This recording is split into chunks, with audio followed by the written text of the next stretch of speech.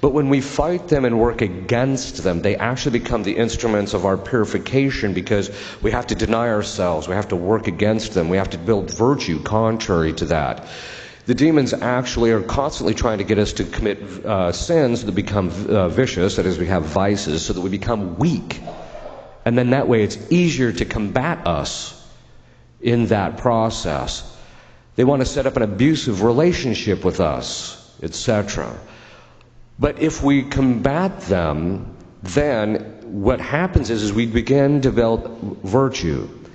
The definition of sanctified perfection is the adornment of the soul. Let's back up. It's excellence in grace, which means you have a lot of sanctifying grace. Sanctifying grace is the indwelling of the Blessed Trinity in your soul. And this indwelling is by degree, the saints say. Okay. So you can have more and more and more of it. You can never have too much of it, in fact. So that means then that it's the excellence in grace, which means you have a lot of it. So then they ask, well, how do you get this excellence in grace? It's in building virtue. So that in point and fact, our perfection comes as a result of diabolic influence in our lives. Let's face it, most of us would end up mediocre at best, if there was no diabolic activity in our lives. If there was no temptation or no nothing, most of us wouldn't develop any level of virtue whatsoever. But the second component to that aspect is this.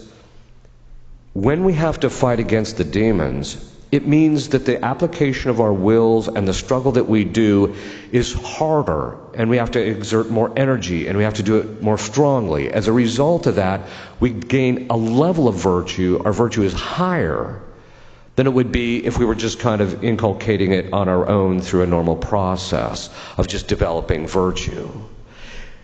So, excellence and grace, the adornment of the soul of all of the virtues. God chooses which virtues He wants to adorn on which souls. Now, technically, He wants all of the virtues, so we have to attain all the virtues. But He chooses in particular people's lives different degrees. There's only one individual other than Christ who has absolutely perfect virtue in every single virtue, and that's Our Lady.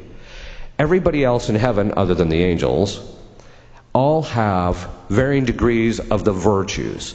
Why? Because God likes variety. How do we know this? All you have to do is look at the number of bugs He's created, and you know He likes variety. Okay. So He likes variety, and so what He wants is a heaven that has a certain beauty or a perfection by a variety of different aspects to it, and that all that variety comes together in a harmony and a perfection of the heavens. That's what He's looking for. But He's also, they say, looking, before we actually get to the levels, He is also looking He chooses in a particular person's life a series of virtues or a virtue that He wants them to attain in such a manner that they will excel in it. Most people fail to realize that the very area that they habitually commit sins in, if you're falling in one particular area of your life on a habitual basis, what that actually tells you is, one, not necessarily the nature of the demon that you're dealing with. We'll talk about that in a minute. But it actually tells you that God wants you to attain a level of perfection in that virtue, because it's through the struggle that you develop the virtue and that perfection. So instead of looking at it and saying, I'm never going to get this, it should be the other way around. We should be working on it harder in the particular areas that we fall in order to attain that perfection. Okay. Then the demons enter into our lives. He allows demons to enter into our lives primarily as an instruments of our sanctification. Even in cases of possession, I will make demons admit. Exorcists do this on a regular basis. It weakens them when you force them to admit to the person they're possessing that they are actually, this person is becoming holier as a result of the demon's involvement in their lives. They have to fight against him. They have to constantly make acts of confidence in God. They have to constantly be working towards God. They have to work on their own healing. They have to work on their own perfections, their own virtues, their own vices, etc. constantly, because when they're possessed, There's no swimming freely. You either have to fight your way out or you're going to go down. There's no mean. But that's actually also true of the whole spiritual life. There's not a single aspect of the spiritual life in which we must not be working on in some degree if we're not going to attain perfection. Either you're moving upstream in the spiritual life or you're floating downstream. There's no just treading water. One of the biggest or most unfortunate things among a lot of Catholics is they like to reach a certain plateau where they're staying out of mortal sin. They might have a few venial sins they're struggling with. They feel comfortable in their spiritual life. They might be going to Mass regularly. They're receiving the sacraments, and life just seems kind of comfy, and they don't have to. And they know that in order to eradicate those last imperfections in their life, there's going to have to be a lot of suffering and a lot of self-denial, and so they shy away from it. Demons don't let you do that. God allows them into your life precisely to drag you one way or the other. Obviously, God allows demons in our lives, not so much that He wants them, but He allows them in our lives in order so that we can grow in virtue. We become the instrument of their humiliation. We become the instrument of their justice. See, when Adam ate the fruit and Eve ate the fruit, God said to the serpent, which is another name for Satan, He said to him, "Because you have done this, you will crawl on the ground all the days of your life and eat dust." Now, the crawling on the ground means this, that he will be constantly humiliated. Beelzebub, which is another name for Satan, actually admitted to me once that God the Father actually goes out of His way to set him up to get humiliated. Why? Because it's His just punishment, because his sin was pride. So He actually goes out of His way to humiliate them. The second thing is, he's going to crawl on the ground all the days of his life and eat dust. And then the fathers of the church ask them, "What's this dust?" And then they simply make the reply, "Memento homo quia pulvis es," which is the Latin for "Remember, man, that thou art dust." What that means is that the demons are now stuck with us. They hate us. They don't want anything to do with us, but now they are stuck with us. And essentially, because Satan caused our fall, he is now stuck dealing with us, tempting us, doing those things, which, by the way, it's true he gets a sadistic delight out of seeing us fall and us to commit sin. But he has also admitted to me that one of the things that happens is every time he gets someone to fall, there is an increase in his shame. So that in point and fact, every time he gets us to fall, his suffering increases. And this is part of God's punishment, and we become the instrument of His punishment, instrument of justice by denying Him and by combating Him. Okay, so what are the levels of spiritual warfare? Well, the most elementary level is ordinary temptation. All of us suffer from it. And ordinary temptation essentially occurs in this way. The demons actually can introduce into our imagination images. Now, they can't create images of things that we've never seen before. They can take parts of those things in our memory and put them together in order to create different images. But they can't say, as St. Thomas says, they can't make a blind man see color or imagine color. They have to use something that's already there. This is one of the reasons why I tell people never, under any circumstance whatsoever, under whatever, to ever view any pornography, aside from the fact that some of it's being cursed now. The fact of the matter is that once you view it, that material, even if you ask for the grace of forgetfulness, God permitting, the demons can use it. The demons are on a very, very short leash. They can literally do absolutely nothing that God does not permit. And by that I mean everything from the degree of the temptation to the kind of the temptation. This applies to all forms of diabolic influence. They cannot do anything that God does not determine. The first time I came across it was this case of this woman who was possessed. The demon was possessing the woman's lower back.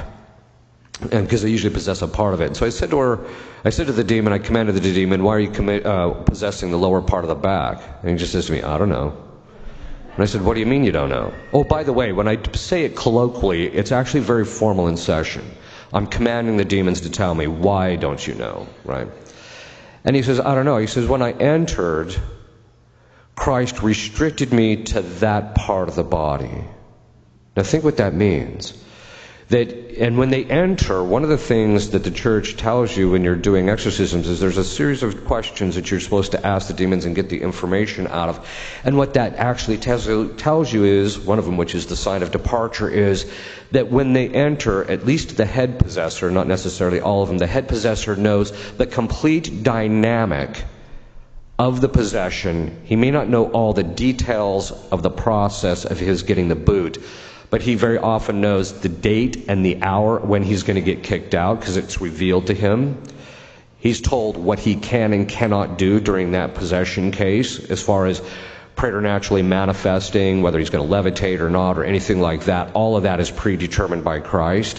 Whether he can even speak in languages, there comes time when the suffering and the punishment of the demons is so extreme that the demons will literally turn to God and beg him to allow them to go back to hell. And he's returns silence to them because he doesn't hear their prayers. But why is that? It's because of the fact that what happens is that he wants them to have to go through this punishment. Now, part of this has to do with the fact that, too, is that they even know when they can and cannot reveal things in order to get the person liberated. So why am I going into this? It's very simple. You have to realize that God uses the demons like any other instrument. The demons will even admit they are slaves of Christ. Slaves of Christ. In fact, every one of us is a slave of Jesus Christ. There's only one question, there's only one dividing line, and that is, are you willingly a slave of his or not? That's the only question. In their case, they're not. Now, that being the case, what that means is that they are forbidden to tell the information. Okay. But in our lives, that means that every single aspect of their involvement in our lives is an indication to us from God what he wants us to become purified in, what he wants us to excel in virtue, how he wants us to work out our salvation, what kind of graces he wants us to beg for and achieve, the prayers that he wants us to use in order to that. Why? Because, again, God loves variety. So he uses the demons for that. In temptation, there's a variety of different levels. Temptation can come in very, very subtle forms, even in forms where it appears good. Hey, you should just go mention to so-and-so about, how wonderful you think their grass, how well they've done with their grass this year. You walk over, you say to the person, you did such a wonderful job with your grass this year, and the next thing you know, the guy's biting your head off. And you're like, where did that come from? Right? And the reason being is because why? Because his wife was just chewing him out because he spent too much time on his grass. Right? Okay, so what does this mean? It means the demons can be permitted in spiritual warfare to suggest even good things to good people to cause damage. This is one of the reasons why the saints talk about the gift of the Holy Spirit of counsel. The gift of the Holy Spirit of counsel is the gift by which we know what to do and what not to do in spiritual warfare, among other things.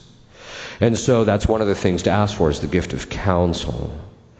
But it also means that there has to be a certain humility on our part to realize that, look, sometimes you're just going to be used as the dope in this particular situation, and you just have to have a certain level of humility to realize that demons can put even good ideas in your head. They can very often start out very subtly. In fact, Beelzebub's tendency of temptation, his structure of temptation is identical to his nature. How he manifests in possession is identical to his temptation. He starts out subtly, he ramps it up, he then opens it up widely. So usually a person will, in the temptation process, they'll start thinking about something that's innocuous. Before the next thing you know, he suggests the turn to something impure because he's the demon of impurity. And then what he's looking for, which is the same thing he's looking for in the session, once he comes out strong and boldly, he's looking for your reaction of fear. And the reason being is because when we're afraid, St. Thomas says, our mind is focused on the object of fear, and we ruminate about it in order to try and figure out how to get out from underneath it. And so what he does is he suggests something, especially to men of sensitive conscience. Once the impure thought is then suggested, they react in fear, like I could fall here, and that's the hold that he has. Rather than it having the person immediately turning to God or to Our Lady and saying, I have perfect confidence in you. So these subtle things, that's how they can start out very subtly. So the very lowest levels are subtle forms of temptation. And then they can actually work up through it. But diabolic warfare is not just in relationship to temptation. I'm going to go through the higher levels, but we're going to talk about how it applies to us in our own particular lives. The next level is dolor, which is not going to apply to us. That's when they attack the saints physically. It doesn't apply to us. If it does, come see me, because you'd be the only case I've ever authentically seen of it. I've read about them, but I've never seen them. All right. Then the next level is oppression. This is where they attack people from the outside. Now, there's two forms of oppression, and I've never talked about this before, but Father asked me to talk about stuff in relationship to the upcoming elections. And this is how it plays in. This next level of diabolic influence or spiritual warfare, oppression, is where the demons attack you from the outside. This is when they attack your relationships, your finances, they attack your property, sometimes your health, things of that sort. So in one particular case, in Memphis, they think I have the gift of healing, which is absurd. I have no charismatic gifts whatsoever. People say, you're an exorcist, what gift do you have? Nothing. I got nothing, right? And I'm serious. I've walked into complete and fully infested houses. I'm like, oh, nope, looks good to me, right? Okay. So, and then I prayed, and then of course things happened. But the point being is that I have no sensitivities in that regard. So that being said, so they brought this man who had 4th stage pancreatic cancer to me, and they said, would you be willing to pray over him? And I said, sure. Now, I don't have the gift of healing, but I did a minor exorcism over him. A week later, he was cancer-free. A year later, they brought him back. He had some other weird illness, so I prayed over him. That was gone a week later. And so I finally told him, you're under some kind of a curse. This is a form of oppression. Right? So there's curses, which is a kind of a higher form of oppression, but there's kind of curses. And the curses are basically designed to influence people in the negative. But the oppression can be in a variety of different ways. Now, there's a twofold distinction in relationship to oppression. There's indirect oppression and there's direct oppression. Direct oppression is when they actually attack your particular life. They attack you, your health, your relationships, your finances, how things are operating within your home, etc. So they attack you directly. But then there's a certain level of spiritual warfare that all of us deal with, where we have to deal with the indirect fallout from oppression. This is when things like politicians and things like that, who are under the influence of the diabolic, who do essentially evil things. Let's cut to the chase. We are not living in a political atmosphere where there are differences of ideas. We are living in a political atmosphere where it's good on one side and evil on another. It's not a matter of differences of ideas. The ideas that they throw out are just to promote their evil. It's that simple. If you cut to the chase of it and get down to the bottom of it, there's certain people that are just nefarious. They're just doing evil things. And how do you know this? Every single thing they do maximizes damage within the context of what they're able to do. This is the type of thing that actually ends up affecting us. It is not rocket science. In fact, it's stuff that you can actually read about right on the internet, that there are actual politicians, international politicians, and even some in this country who are actually involved in Satanism and witchcraft. It's not rocket science. And you can tell it by the stuff that they do. Okay, I'm not going to name names. I can see it now. It'll be all over the newspapers. But the point being is that we have to recognize that this indirect oppression that we suffer is when other people do evil things to get demons involved in culture, in society, in the church. It's not a rocket science to see that there's a fundamental problem with evil in the church right now. When you have bishops and cardinals coming out saying that it should be okay for two men to enter into some type of civil contract with each other, there is something fundamentally wrong and evil that's going on in the church. Okay. That being said, these are the things that we have to suffer. We're all suffering indirectly this spiritual warfare that's occurring at that level. It's very intense. Some of the most intense places of spiritual warfare that we end up having to deal with, and this is, again, sometimes it's in the parish, at the upper levels of the parish, sometimes the priest gets attacked. It's at the diocesan levels.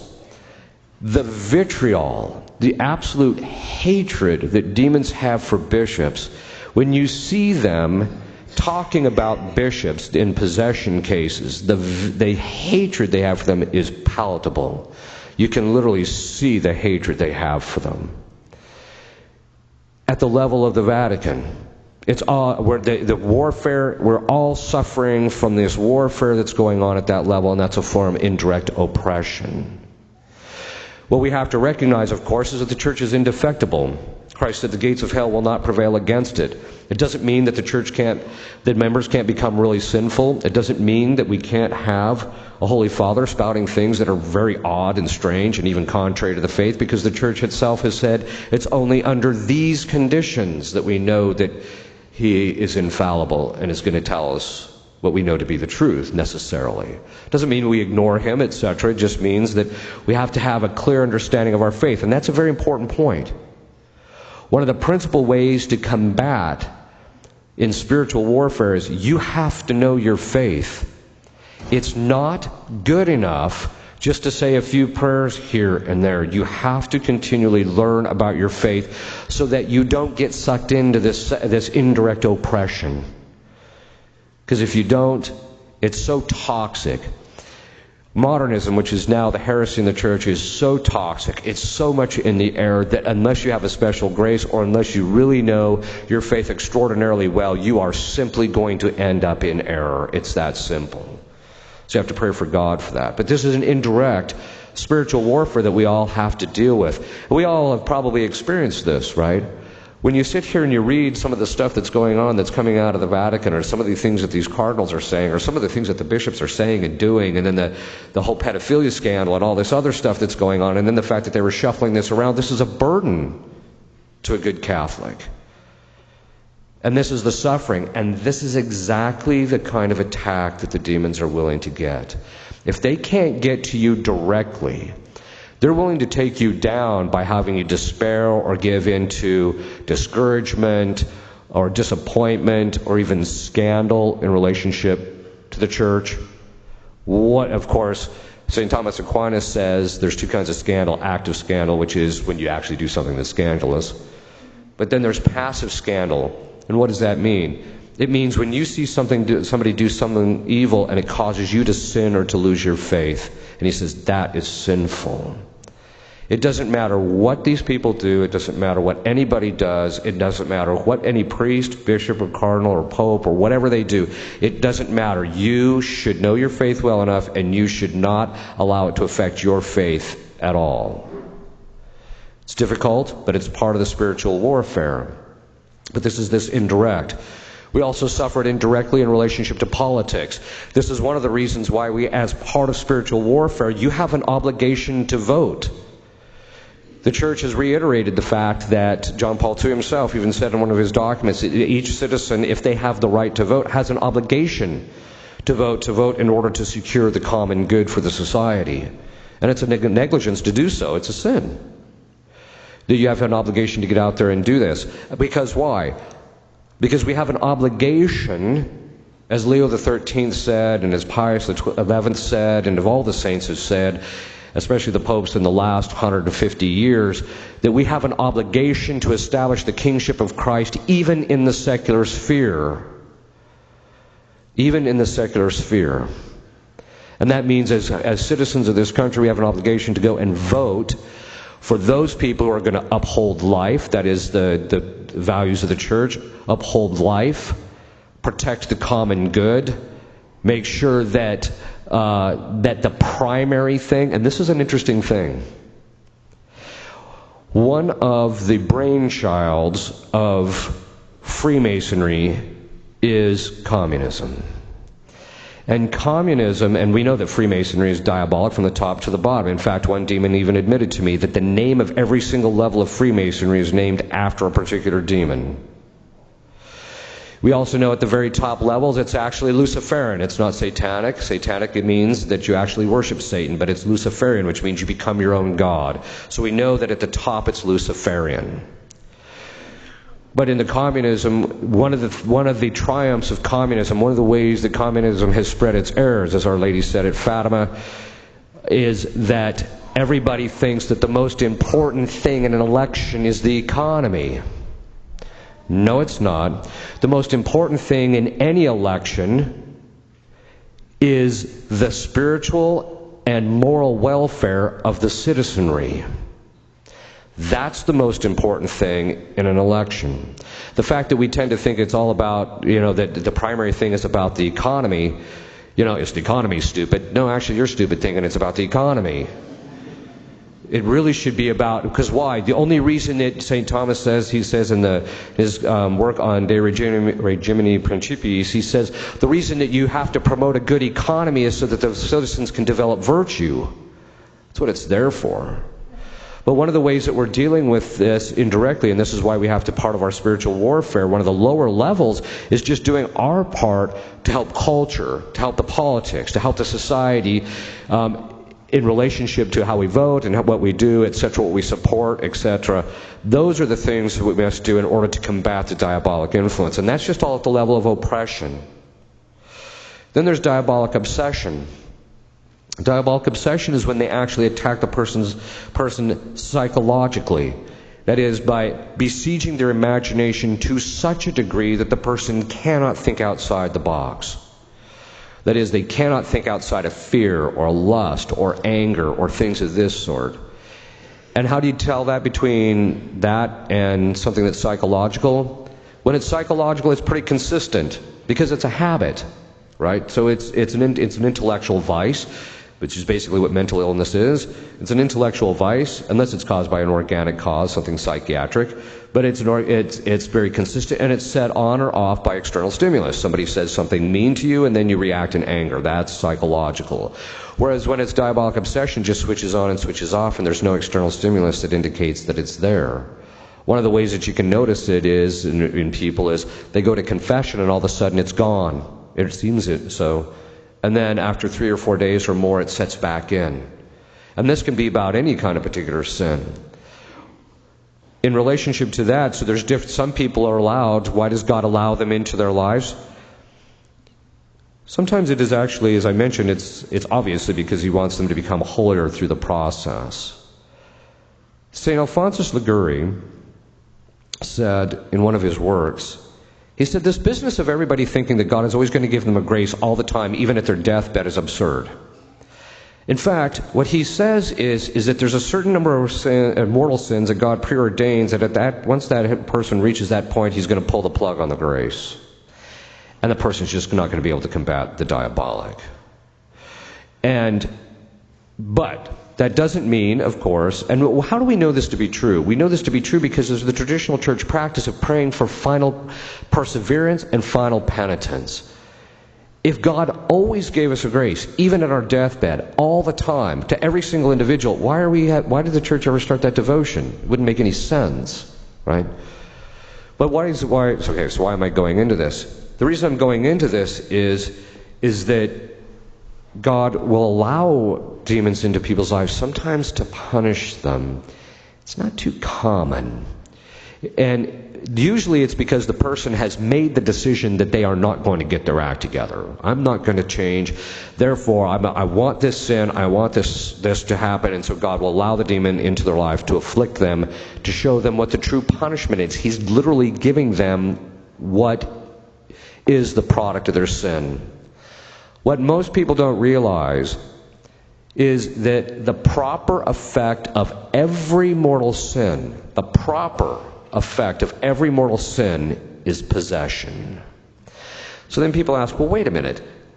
Even I have said that the number of people that are possessed, we usually vet somewhere between 600 and 800 people a year, the society that I'm in, for diabolic influence. And out of that 600 to 800, only 3 on average, 2 or 3 a year are possessed. So you're talking about a very much less than 0.5%. So, but all these people are committing mortal sins today. You see that in the culture. And so, why isn't it that so many people are possessed? Because it's very simple. It goes back to the principle: God controls the demons, not us. So even when we open up the door, it's up to God to determine whether He's going to allow the demon to step through the door, whether it's going to be good for them or not, ultimately. Sometimes He does allow it, but very rarely, does He allow the demon into the person's life as a punishment. But it's part of it is to clue the person in. Look, this is what you've chosen. This is what you wanted. And this is the effect of your sin. This cultural thing is a very key point, because one of the things is, and this is one of the real problems, there is a false understanding of freedom of religion out there. First of all, religion is the subvirtue to justice. And religion is the virtue by which you render God His due. So technically speaking, there can be no freedom of religion that isn't about God. So the Satanists and the witches will say, well, this is freedom of my religion. It's not a religion. You're calling it that, but it's not a true religion, because a true religion has to do with God. So there's that problem. But the fact is that, and this is one of the reasons when you have a false understanding of freedom of religion, what ends up happening is that the Satanists and the stuff, which we see it, they're using it now to bring lawsuits and things against various states, etc., in order to try and promote abortion, because abortion is their sacrament. So, and this is once it gets into a culture, then it becomes extraordinarily difficult to get out of. Our culture is in a particular precarious situation. Underneath Satan, there are what we call the 5 generals. The 5 generals are the 5 demons that are immediately hierarchically underneath Satan, and they are the ones who execute his plans. In some cases, they call it the table, because it's basically they get to divide up certain things. The first demon under him is Baal. Baal, now, Satan actually is the demon of impurity, but Baal is a demon of impurity. His principal function is to get cultures to succumb to impurity, primarily through fornication. Once the fornication sets in, then what happens is that the perspective that the conjugal act is ordered towards children is lost. From that arises the idea that sex should be recreational, and that you can use it for any way you get pleasure. That's fine. So Baal lays the groundwork. We saw this in our own country. It was called the free love movement. He lays the groundwork. The next thing he tries to do is, although in our country he managed to pull something off that was rather extraordinary. The next thing is after that, as we read from St. Paul, God delivers men and women up to their lusts, and men will start to want to sleep with men and women with women. Which basically means what? Once the spirit of fornication sets in, which, by the way, I don't know if you noticed, in the New Rite, they removed from the spirit of fornication, deliver us from the litany of saints, at the very time that the free love movement gained ascendancy. What we pray for is what we get. You don't pray for it, you're not going to get it. After that, then what happens is the culture, the next 3 demons show up. The first is Asmodeus. He's the demon of homosexuality in men. Then there's the demon of Leviathan, which is the demon of homosexuality in men, but of the masculine kind. These are the women who are heavy on the heels, we would say. Okay. Then there is the spirit of Lilith, which is the more seductive form of female homosexuality. After those have gained ascendancy in a culture, which, by the way, if you look at the cultures, every single culture is pushed in this direction. Okay. So, historically, not just ours, but historically, this is always the progression. Once you have fornication, you end up with contraception, and then the upshot of that is homosexuality and then abortion. Baphomet is the fifth one, and he's the demon of child sacrifice. Abortion. In our culture, think of this. They shot down the fornication laws, and so they delivered us into the hands of Baal. Then they had Roe versus Wade and delivered us into the hands of Baphomet. And then they allowed gay marriage, and so now our country politically is in the hold of the top 5 demons in hell other than Satan. They delivered us into their hands. That's where we're at. Okay. So we're all in this spiritual warfare. This is a level that we're all dealing with. Let's face it, 100 years ago, people in that culture weren't dealing with the level of spiritual warfare that we're dealing with. The types of spiritual warfare don't change. It's just the amount of it. And the more sin that people commit, the more empowered the demons become, and then the worse it actually gets. So diabolic obsession can be of various kinds. People once asked me, how many people in the United States do you think are diabolically obsessed? And I said, if I had to estimate the adult population, I would say 25% roughly.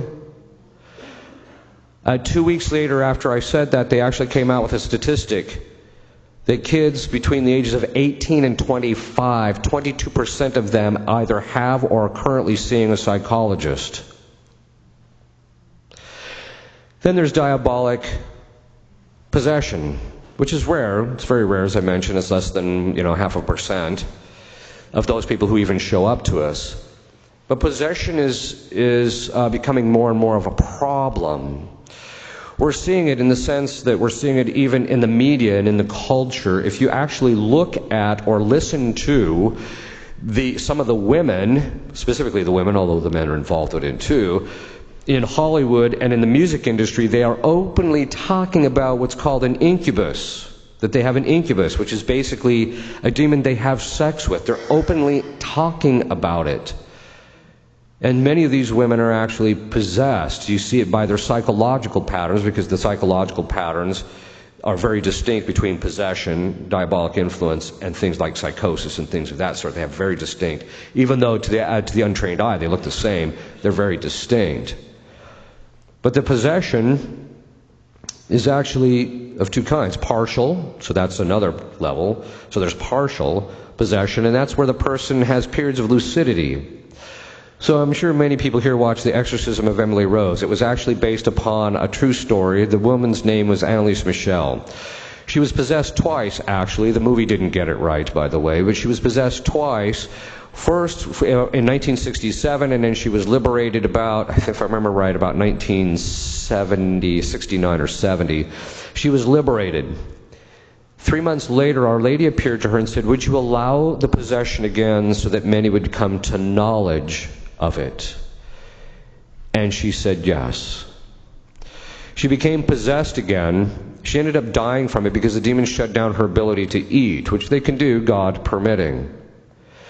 But during her periods of lucidity, she would spend hours in front of the Blessed Sacrament making reparation and praying for the clergy in Germany, because at the time, this was from 1970 roughly until 1972, the German priests were going off the rails at that time. She offered up her possession, all the pain and the suffering that she went through, because when demons manifest, sometimes a person just blacks out, but sometimes the person feels every single thing that the demon is feeling or going through or experiencing, and so it's literally like going through a torture session. That's one of the reasons why it's hard to keep them on focus or on track. But she offered all of that up for the clergy at the time. Christ actually told her, according to the memoirs, Christ actually told her that she would eventually be raised to the altar, which is another way of being said she would be canonized. She was an extraordinarily holy woman. which tells you something. You can be possessed, and it doesn't say anything about whether you're in the state of grace or not, because possession's in the body, sanctity or holiness, that is, the sanctifying grace, is in the soul. They're in two different locations. So there's this different levels. So then, if you look at the different levels in which people actually have to deal with it, so back to the priest. So all of us have to deal with these things indirectly. There's people out there in your life that you probably don't know it that are actually possessed. They just seem psychotic, or they're just like, why is that person always doing evil, or whatever the case is. Okay. But then in relationship to priests, so I'm going to go back to that observation I made. Priests say, I admire your work, but I would never want to do it myself. And I said, do you hear confessions? And they say, yeah. Well, it's a little late for that, isn't it? Confession is actually more efficacious in most cases than solemn exorcism. If someone has an unconfessed sin and they're actually possessed, if once they go to confession, the legal hold, okay, let's back up what that means. The legal hold the demon has on them is broken. That means this: every time you commit a sin, or every time you make a choice, you either bind yourself to God through the choice of the good, or you bind yourself to the demons in evil.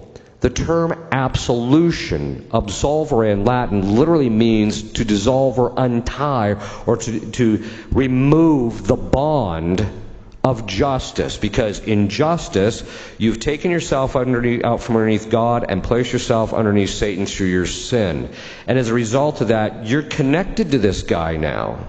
And so when you go to confession, it breaks that tie, that absolution, that you're no longer bound to your sin or the effects of sin. This brings up a very important topic. So let me finish this one, though. So priests, I tell priests, look, if you're hearing confessions, you're already doing minor exorcisms and you don't even know it. And a lot of times they'll come in and people will go to confession and all of a sudden it breaks. Part of the reason we know this to be the case, too, is because one of the things that the priest who taught me exorcism, he said, hey, by the way, there's this thing called fishing. And I'm a fly fisherman, so I got quite interested. And he said, this is what you do. If you're sitting in the confessional and you know there's people out in the church and they're not coming to confession, start saying a binding of prayer against any demons from keeping them from going to confession. It's like clockwork. You'll do that within the minute. Within the minute. Somebody will step into the confession. Father, I wasn't going to go to confession today, but... And what that tells you is that demons can actually convince people and sway them regarding their own spiritual development. This is one of the reasons why the church and the saints throughout history, it's only been in the last 40 or 50 years that people have this idea that somehow or another, if they have a positive emotional reaction to some spiritual thing, then it's of God. That's what Martin Luther thought.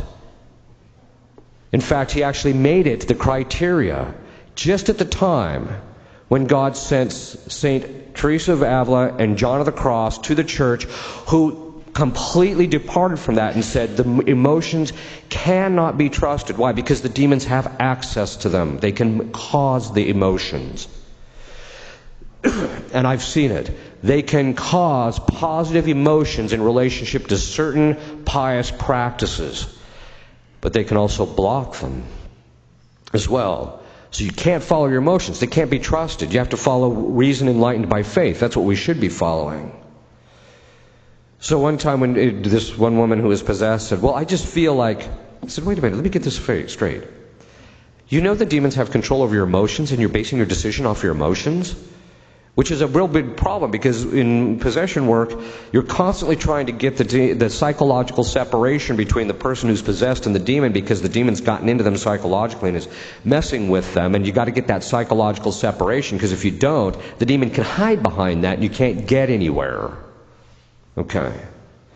So I tell the priests, if you hear confessions, you're absolving people of that tie that they have to these demons, and it breaks the hold that the demons have on them. And as a result of that, the demon is going to retaliate against you. This is why even good priests sometimes will just go through these periods where they're being attacked assaulted internally in relationship to it. As an exorcist, the only difference probably between me and most priests who are unwilling to get involved in this area, which, by the way, if a priest wants to get involved, I'm like, I'm not so sure. Most good exorcists are the ones who got drug into it kicking and screaming. But the difference is this. It's a boxing ring. It's a boxing ring in several ways. One, it's warfare. You're going to take a beating. Every one of us is in the boxing ring. Every one of us is going to take a beating in some way or another from demons. There's going to be some suffering. There's going to be something that they're going to do to us. It's just the nature of our existence after the fall. But it's also our opportunity for raising our place in heaven. So the difference is that I realized, okay, taking your beating is just part of the process. Right? You just have to be willing to take your beating and fight this thing, and you know you're going to get attacked, and you just have to be willing to suffer through it and be willing to go through that. So the key thing is that willingness to suffer. And that's the thing that demons don't want you to master. They will use every form of fear possible to keep you from being willing to suffer. Because if you're willing to suffer, there is nothing in your spiritual life that you cannot obtain. But if you are unwilling to overcome that fear of suffering, that horror of suffering, as they used to call it in the catechisms, the horror of suffering, if you're unwilling to overcome that, you will never reach the heights of perfection. So you're in the boxing ring, you know you're going to take your beating, you might as well just man up and deal with it. And that's the real issue, is that priests have to realize that the minute they're ordained, the target's on their back, and they're going to be taking the beating. The question is how much are you willing to do it for the sake of those under you? That's the real question. Okay. So as an exorcist, yeah, are you dealing with a high level of spiritual warfare? Yeah, you are. It's pretty high. Is it constant? No. Even God gives us reprieves. People will very often ask me, Father, what do you do to get away from it all? I tell them I smoke cigars and drink scotch. Right. All right. So if someone said, do you really? I said, yeah, once in a while. Like, why do you do that? Because I refuse to allow demons to rob me of a normal life. And that's what demons are trying to do. They envy our lives. They envy the good that we can enjoy. And so as a result of that, they want to rob us of that and make us think, oh, these things are evil, or these things are bad, when in point in fact, as long as you're in moderation, they're fine. But the point being is that, too, you have to be able to leave work at work. This brings up a very key point in spiritual warfare. St. Peter said, be vigilant and watchful, for the devil goes about seeking someone to devour. In other words, you have to be vigilant. Now, vigilance isn't going to seek it out. It just means you keep an eye on it. So if something spiritually disordered arises up in your family or something, if the demons kind of pop up their ugly head, that's when you cut their head off. Not before. You don't go around looking for them, because if you look for them, they'll find you. And so you have to avoid that. So the levels of spiritual warfare can be very high. Probably the highest level of spiritual warfare, though, is actually the person who's possessed and actually who has decided to cooperate with the will of God and fight their way through it.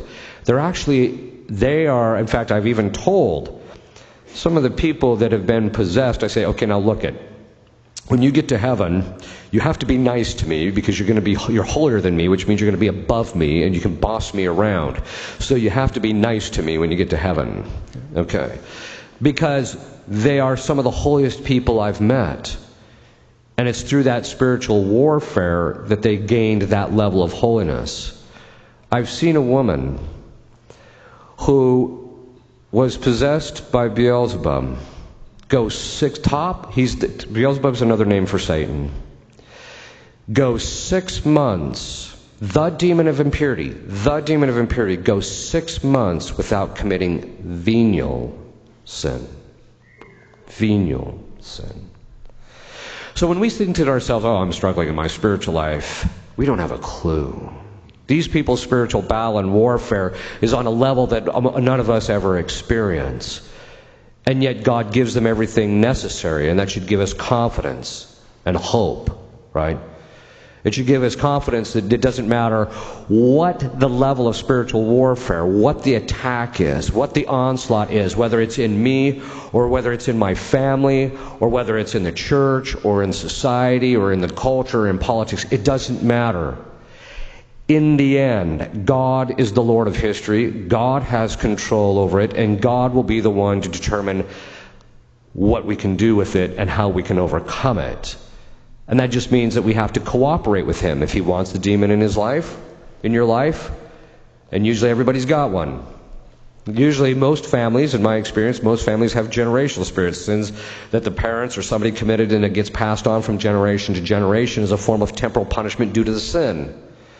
That's all part of the traditional Catholic teaching. Some people think, oh, this is all Protestant. No, it's not. It's actually part of the traditional Catholic teaching. All you have to do is look at Adam and Eve. We all got stuck with the generational spirit, Satan, from their one sin, right? It's just that some people get passed on specific things. The other thing is, too, is that God wants your sanctification. Now, that tells you something. How much demons are involved in your life and attack you tells you the level that He wants you to obtain in heaven. That's what that tells you. If you have absolutely no demons in your life, which is unlikely, but if you've got just little guys running around, that's a bad sign, right? It's a sign that you're not going to probably get too high, right? Whereas if you're struggling, you're fighting your way through it, etc. This is one of the reasons when I see families who have a strong Catholic faith and they're being besieged, I look at them and I think to myself, God wants holiness out of that family more than it does others. Because that's really what's going on there. I'm not suggesting the demons are good. No, they're completely evil. Their will is completely bent on evil. And one of the things I've got to dispel, because it's all complete nonsense, is this business that says, oh, well, at the end of time, nobody's going to be in hell because God's going to give people the choice. First of all, that is directly contrary to Revelation. It's directly contrary to the words of Jesus Christ. He said very clearly that the fires of Gehenna are eternal, where the worm dieth not, which is another name for that your conscience will eat at you for all eternity. It will not end. It's a formal part of church teaching that it's a permanent, once you're in hell, it will last for the rest of eternity. The second thing is those in hell, their wills are fixed. They can't change. Even God isn't going to give them the grace to change anyway, because that's what the church has decreed.